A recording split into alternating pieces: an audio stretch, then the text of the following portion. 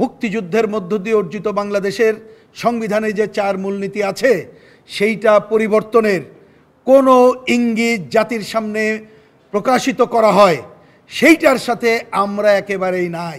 আমরা প্রথম দিনই বলেছিলাম যে দেখেন, এই ধরনের মূলনীতি প্রশ্নে ঐক্যমত্য হওয়া সম্ভব না, কারণ এখানে বিভিন্ন আদর্শের মানুষ আছে। কারণ এই ব্যাপারে ডিসিশন নেবে জনগণ, রাজনৈতিক দল জনগণের কাছে যাবে, জনগণ ডিসিশন নেবে একটা দেশ কিভাবে রাষ্ট্র পরিচালিত হবে, তার সংবিধানের মূলনীতি কী হবে। সুতরাং ওর বাইরে এইখানে বসে কোনো কিছু করার ইখতিয়ার আমাদের নাই, ঐক্যমত্য হব না। কারণ ঐক্যমত্য যেহেতু ওই আগেই বলেছি, এইটার মধ্যে চাপাচাপি করতে যেন না। কিন্তু ওনারা, আমরা খুবই কি বলবো, যে ক্ষোভের সাথে লক্ষ্য করলাম গতকাল ওনারা আবার একই প্রস্তাব এনেছেন, যার জন্যে আমরা গতকালই ওনাদের কাছে বিকল্প প্রস্তাব উত্থাপন করেছিলাম যে যদি এই ব্যাপারে ঐক্যমত্য হতে চান, কারণ এটা মনে রাখতে হবে মুক্তিযুদ্ধের মধ্য দিয়ে অর্জিত আমাদের এই সংবিধান অনেক অসম্পূর্ণতা আছে বলে আমরা আলোচনা করছি যাতে সম্পূর্ণ করা যায়, কিন্তু মূলনীতির প্রশ্নে ছাড় দেওয়া সম্ভব না।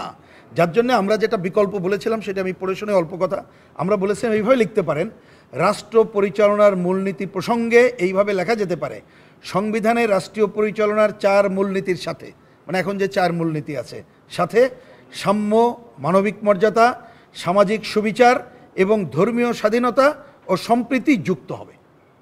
আমাদের স্ট্যান্ড পরিষ্কার, এই কথা বলেছি। কিন্তু আমরা ক্ষোভের সাথে লক্ষ্য করলাম আজকে ওনারা বলতে চান যে না, ওই 4 মূলনীতি ঠিক থাকবে, এটা আমরা বলতে চাই না। বরঞ্চ কথার মার প্যাচে এমনটা হচ্ছে যে মানুষ মনে করবে যে 4 মূলনীতি বাদ দিয়ে নতুন কিছু করতে চাই। তাই এই কথা যখন আমাদেরকে বলতে হলো, আমরা পরিষ্কার করে বললাম, আমি কথা বাড়াচ্ছি না, বললাম যে দেখেন, মুক্তিযুদ্ধের মধ্য দিয়ে অর্জিত সংবিধান এটা হঠাৎ করে আসে নাই। ব্রিটিশ বিরোধী সংগ্রাম 54-এর যে 21 দফা যুক্ত ফ্রন্ট থেকে শুরু করে মুক্তিযুদ্ধ, তার ধারাবাহিকতা আসছে। এইটা হাত দেওয়ার এখতিয়ার আমাদের নাই, এবং এই কমিশনেরও এই এখতিয়ার আছে বলে আমরা মনে করি না।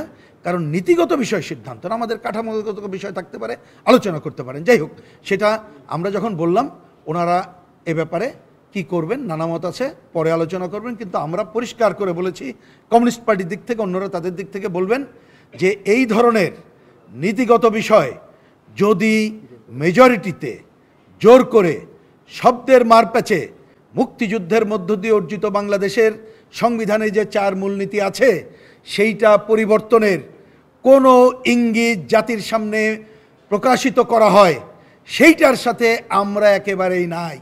এবং এই রকম অবস্থা যদি চলতে থাকে, আমাদের পক্ষে ঐক্যমত্য কমিশনের সাথে আলোচনা কন্টিনিউ করা সম্ভব হবে না, এবং যে ঐক্যমত্যে গঠনের জন্যে আমরা দীর্ঘ সময় ধরে একমত হচ্ছি সেইটাও বাধাগ্রস্ত হবে।